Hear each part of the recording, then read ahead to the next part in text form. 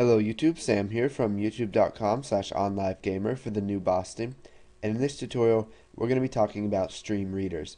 Now, if you remember from the previous tutorials, we learned how to write text to a text file. Well, now we're going to be learning how to read text from a text file.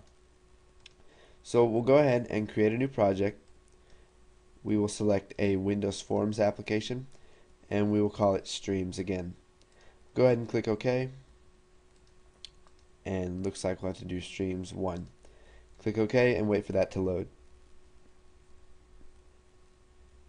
Okay, so now that it has loaded, we'll go ahead and add a text box. We will make it multi-line, and then we'll make it read only. So read only is going to be equal to true.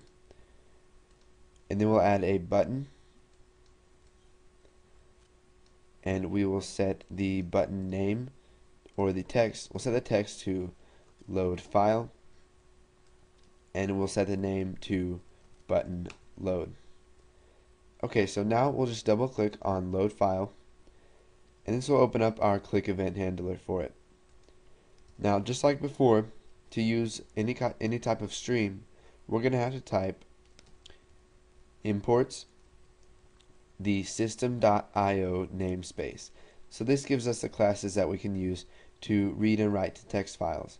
Now there are a bunch of other ways to read and write to text files, but this is just how we're learning it in these tutorials.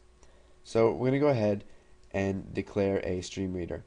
So private file to load as new stream reader, and we'll go ahead and set the path of this to the same path that we used for the last tutorial. So we're going to get myfile.txt in the G drive. Now you can see that I have it right here, and we can edit that with Notepad++, and I have Hello YouTube, OnLiveGamer, and the new Boston in there. So we'll go ahead and close this out, and we'll go ahead and minimize that. So now that we have our stream reader and we have our location that we're going to load from, whenever they click load, what we're going to do is type file to load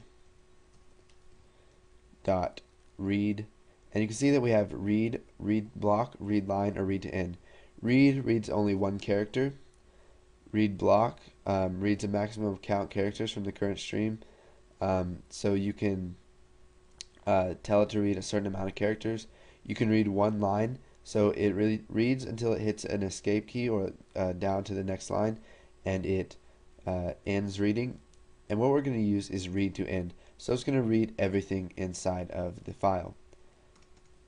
So now that we've called read to end, what we're going to need to do is put all that text inside of our text box.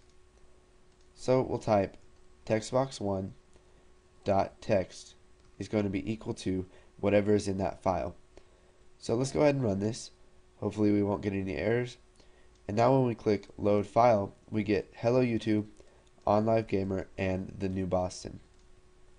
So we can go ahead and close out of that, and let's open my file again and we can edit it. So we'll add Visual Basic .net and programming. So now that we've added some more stuff to our text file, let's go ahead and run this again and see if it shows up when we load the file. So you can see that when we load the file, we get Hello YouTube, OnLiveGamer, the new Boston, Visual Basic, .net, and programming. So go ahead and practice loading files using a stream reader. You can also load files in, add stuff to them, and then save them after that. So that's what I want you guys to do, is make an app that will do that. If you don't want to, you can just go ahead and move on to the next tutorials. If not, and you make one, feel free to leave it in a video response. So thanks for watching, and stay tuned for the next tutorial.